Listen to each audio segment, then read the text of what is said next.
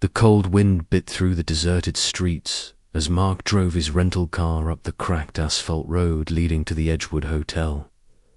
It was an old, imposing structure, its Gothic spires reaching into the night sky like jagged teeth.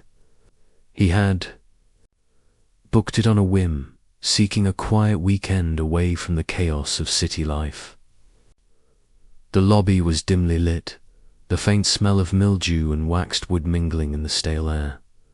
A single receptionist, a gaunt woman with hollow eyes, barely glanced at him as she slid his key across the counter. "Room 666, she said in a voice. That scraped against his eardrums. "Enjoy your stay." Mark laughed nervously, thinking the number was a joke.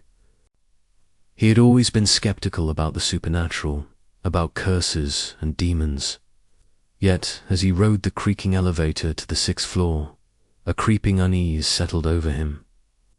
The hallway smelled faintly of smoke and decay, the wallpaper peeling like curling skin. At the far end, room 666 awaited. Its door was blacker than the shadows, a faint warmth radiating from the cracks. When he entered, the room seemed normal at first. A king-size bed, a dresser, and an old television that hummed static. But then the air grew heavy, pressing down on his chest. The lights flickered, and Mark noticed that the shadows in the corners of the room seemed to shift on their own. He shook his head. "It's just the wind," he muttered, as he unpacked. He found an old journal on the nightstand. Its pages were yellowed, filled with frantic handwriting. "They come in the night. They whisper your sins. You will see them. Room 666 claims you." Mark felt a chill run down his spine. He laughed nervously again, but the sound felt hollow in the silence of the room. As the night deepened, the temperature dropped. The walls seemed to pulse, and from the corner of his eye he saw movement. A shadow detached itself from the darkness. At first it was just a figure, then it became more defined, horns curling from its head, eyes glowing red, and a grin stretching impossibly wide. Mark froze. "Welcome," a voice hissed, scraping like metal on stone. Mark ran, but the door slammed shut. The hotel had begun its game, and room 666 had chosen its prey. Mark tried the door, but it wouldn't budge. The lights flickered violently, plunging the room into darkness. In the eerie glow of the static television, he saw the shadow moving closer, circling him. It whispered things that no human tongue should ever form, words that promised despair and eternal torment. He scrambled to the journal, flipping through pages, each filled with horrific accounts from previous guests. They all ended the same: screaming, madness, or disappearance. Some mentioned seeing a clawed figure in the mirrors. Others spoke of voices that came from the walls, murmuring secrets about their sins. Mark's reflection in the dresser mirror began to distort. His eyes turned black, and a cruel smile split his face. He stumbled back, knocking over the lamp, but the darkness didn't recede.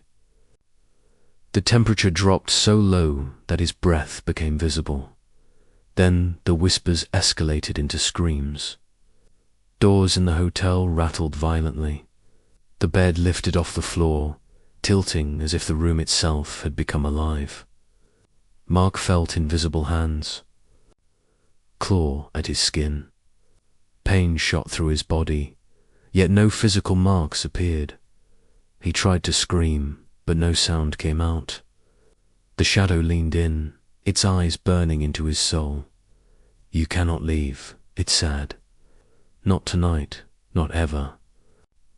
The television flickered again, showing a horrific scene. Previous guests writhing on the floor, their faces twisted in agony, the same figure looming over them. Mark's heart pounded. He realized the room didn't just haunt room 6066, consumed, desperate. He noticed a small ventilation duct in the corner. Crawling toward it, he felt a freezing wind blast from it, pulling him inside. The shadow lunged, but he narrowly escaped, squeezing into the darkness. In the duct, he heard laughter repeat. Guttural, inhuman sound. The room behind him pulsed like a heartbeat, echoing with his own terror. He knew he hadn't escaped, only delayed the inevitable. Asterisk the ventilation duct spit Mark out into an abandoned service corridor. The walls were lined with peeling paint. An old luggage lay scattered as if forgotten for decades. He stumbled upon a stairwell leading to the hotel's basement. In the dim light, he saw photographs on the walls. Past managers, bellhops, and guests, all with eyes blacked out. Each marked with the same symbol etched into the wall beside them. Symbol that matched the figure in room 666. Mark realized. The hotel itself was alive, feeding on fear, drawing power from its victims. The whispers grew louder, echoing through the corridors, guiding him deeper. At a dead end, he found a trapdoor leading further underground. Heart racing, he descended, hoping for an exit. The basement was a labyrinth of darkness and shadows.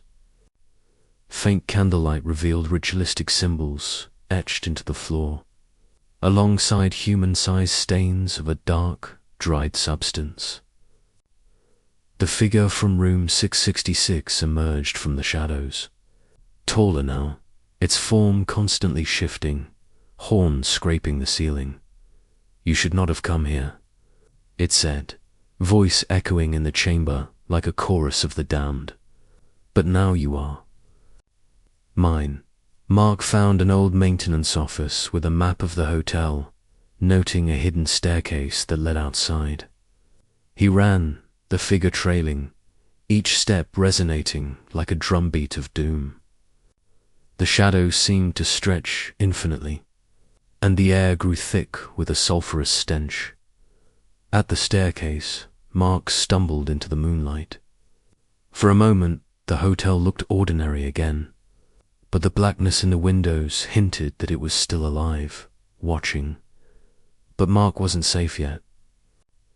The whisper followed, "Next time you won't escape." Mark drove away, his hands shaking on the wheel. He never looked back, the Edgewood Hotel shrinking into the mist behind him. For hours, the silence was a relief. He thought he had escaped the nightmare.